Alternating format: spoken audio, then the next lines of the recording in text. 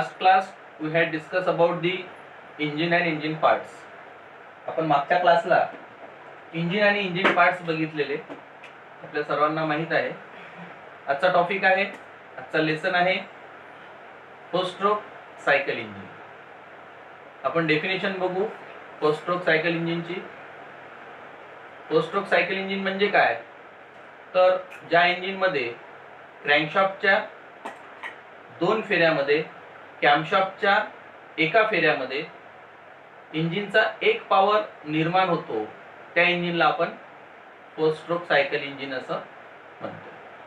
क्रँकशाफ्टचे 2 फेरे, कॅमशाफ्टचा एक फेरा आणि इंजिनचे 4 स्ट्रोक म्हणजे सक्शन, कॉम्प्रेशन, पॉवर आणि एक्झॉस्ट असे 4 स्ट्रोक ज्या इंजिन मध्ये घडून येतात, त्या इंजिनला आपण फोर स्ट्रोक सायकल इंजिन असं म्हणतो.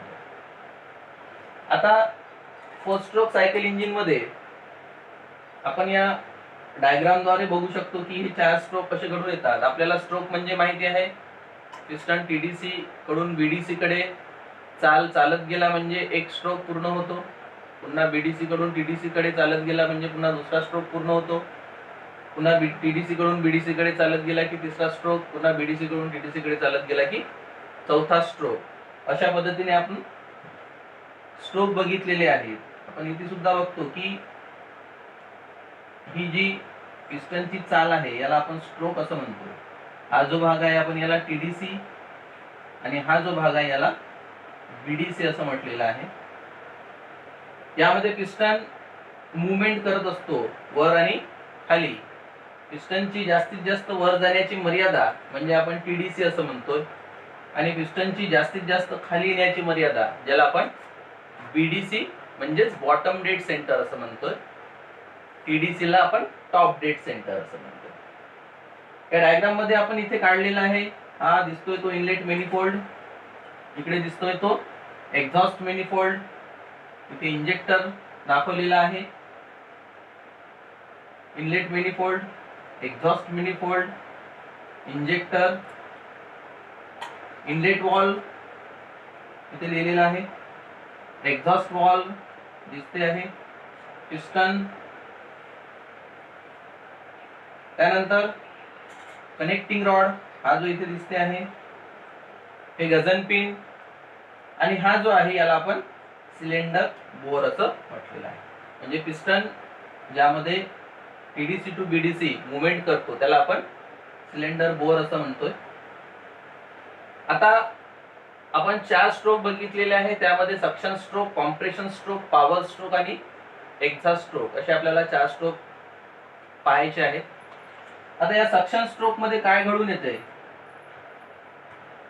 सक्शन स्ट्रोक मध्ये ज्यावेळेस हा स्ट्रोक सुरू होतो त्यावेळेस पिस्टन टीडीसी कडून बीडीसी कडे यावयास सुरुवात करतो. पिस्टन टीडीसी कडून बीडीसी कडे यावयास सुरुवात करतो. या सक्शन, दुसरा पॉइंट, या सक्शन स्ट्रोकलाच आपण इंडक्शन स्ट्रोक असंही म्हणतो. तिसरा पॉइंट, हा फोर स्ट्रोक इंजिनचा पहिला स्ट्रोक आहे. चौथा पॉइंट, यामध्ये या स्ट्रोक मध्ये पिस्टन टीडीसी टू बीडीसी अशी चाल चालतो, म्हणजे टीडीसी कडून बीडीसी कडे येतो.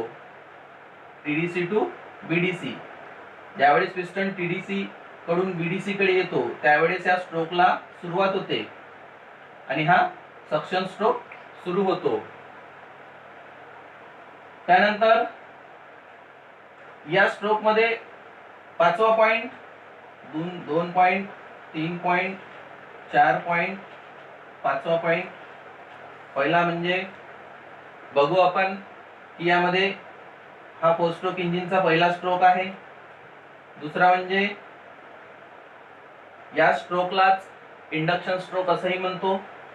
तिसरा म्हणजे पिस्टन टीडीसी कडून बीडीसी कडे यावयास सुरुवात होतो. चौथा म्हणजे या स्ट्रोक मध्ये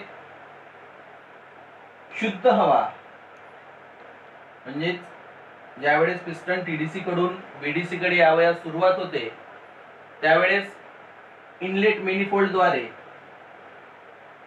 वातावरणामधील हवा एअर क्लीनर मार्फत एअर क्लिनर मध्ये स्वच्छ होऊन ती हवा इनलेट मेनिफोल्ड मार्फत पिस्टन च्या टीडीसी टू बीडीसी हालचालीमुळे सिलेंडर बोर मध्ये येण्यास सुरुवात करतो।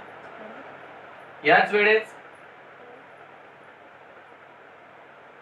इनलेट वॉल, हा जो इनलेट वॉल आहे हा सिलेंडर मध्ये ओपन होतो म्हणजेच उघडा होतो। हा सिलेंडर मध्ये ज्यावेळेस इनलेट वॉल ओपन होतो आणि एक्झॉस्ट वॉल हा यावेळेस बंद असतो। इनलेट वॉल ओपन असल्यामुळे सिलेंडर मध्ये पिस्टन टीडीसी कडून बीडीसी कडे येत असताना एअर क्लिनर मधून हवा शुद्ध होऊन हवा इनलेट मेनिफोल्ड मार्फत इनलेट वॉल कडून सिलेंडर मध्ये सक्शन करण्यास सुरुवात करते। त्यानंतर पूर्णपणे ज्यावेळेस पिस्टन बीडीसी ला येतो त्यावेळेस संपूर्ण सिलेंडर हे शुद्ध हवेने काय होते भरले जाते। यावेळेस त्यानंतरचा पॉइंट, यावेळेस क्रँकशाफ्टचा अर्धा फेरा पूर्ण होतो म्हणजेच क्रँकशाफ्ट 180 डिग्री फिरतो। यावेळेस क्रँकशाफ्टचा अर्धा फेरा पूर्ण होतो म्हणजेच क्रँकशाफ्ट 180 डिग्री मध्ये फिरतो। हा बघा इथे इथून सुरुवात झालेली आहे, अर्धा फेरा पूर्ण झालेला आपल्याला इथे दिसतो आहे। लक्षात आला आहे सर्वांना? इथे अर्धा फेरा याचा पूर्ण झालेला आहे। अर्धा फेराच पूर्ण म्हणजेच आपण त्याला 180 डिग्री असं म्हणतो। 180 डिग्री असं आपण याला म्हणतो आहे। 180 डिग्री तो काय करतो पूर्ण आपली चाल पूर्ण करतो।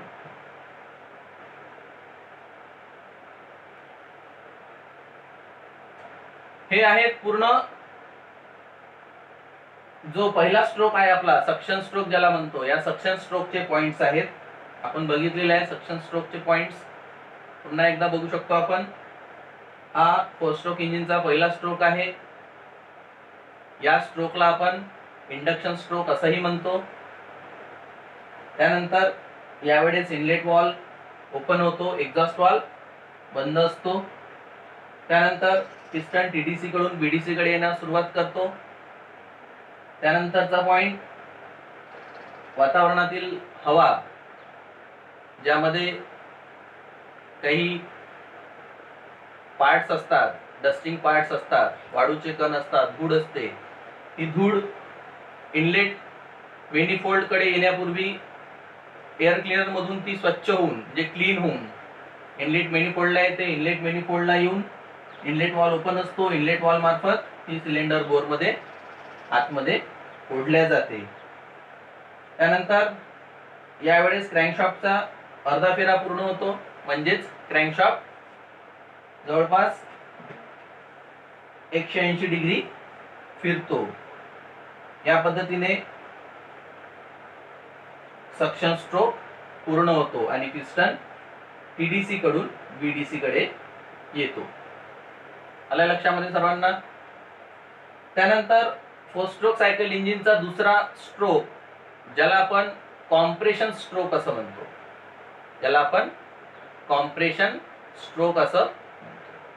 आता या स्ट्रोक मध्ये पहिला पॉइंट म्हणजे हा फोर स्ट्रोक सायकल इंजिनचा दुसरा स्ट्रोक आहे। या स्ट्रोक मध्ये पिस्टन बीडीसी कडून टीडीसी कडे जावयास सुरुवात करतो। यावेळेस इनलेट आणि एक्झॉस्ट हे दोन्ही वॉल बंद स्थितीमध्ये असतात म्हणजे क्लोज पोझिशन मध्ये असतात। हा वॉल इथे आपल्याला उघडलेला दिसतो आहे, हा वॉल बंद स्थितीमध्ये असेल, दोन्ही वॉल्व बंद स्थितीमध्ये असेल. आता दोन्ही वॉल्व ज्यावेळेस बंद स्थितीमध्ये असेल त्यावेळेस काय होईल तर सक्शन स्ट्रोक मध्ये सिलेंडर मध्ये ओढलेली संपूर्ण हवा, ही काय होईल,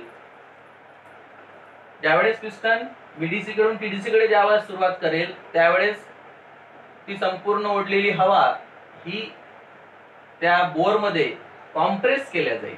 काय केल्या जाईल? कॉम्प्रेस केल्या जाईल. म्हणजे बीडीसी कडून टीडीसी कडे ज्यावेळेस ती हवा पूर्णपणे जाईल त्यावेळेस ती हवा पूर्णपणे कॉम्प्रेस केल्या जाईल. आणि या स्थितीमध्ये या कॉम्प्रेस केलेल्या हवेमध्ये एक प्रकारे प्रेशर निर्माण होईल आणि ती हवा गरम होईल. आता ही हवा गरम कशी होईल, कॉम्प्रेस केल्यानंतर गरम कशी होईल?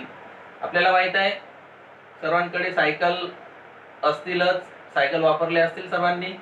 ज्यावेळेस आपल्या सायकलच्या ट्यूब मधील हवा ही कमी होते आणि पंपच्या साहाय्याने आपण जेव्हा ती हवा मारतो, पंपच्या साहाय्याने काही वेळ हवा मारल्यानंतर जर आपण पंपच्या त्या सिलेंडर मध्ये म्हणजे पंपला जर हात लावला तर काय होते, तो पंप आपल्याला गरम स्थितीमध्ये दिसतो.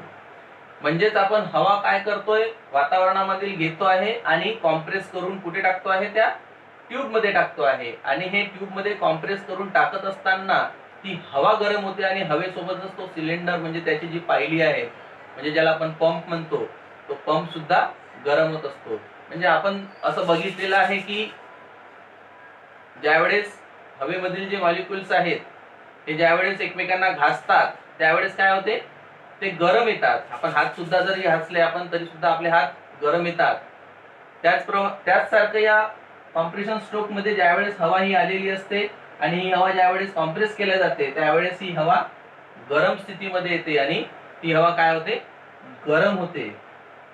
त्यानंतर यावेळेस ही पिस्टन पूर्णपणे एंड ऑफ दी टीडीसी ला, एंड ऑफ दी कॉम्प्रेशन स्ट्रोकला ज्यावेळेस हा पिस्टन संपूर्ण हवेला कॉम्प्रेस करतो त्यावेळेस क्रँकशाफ्टचा पुन्हा अर्धा फेरा पूर्ण होतो.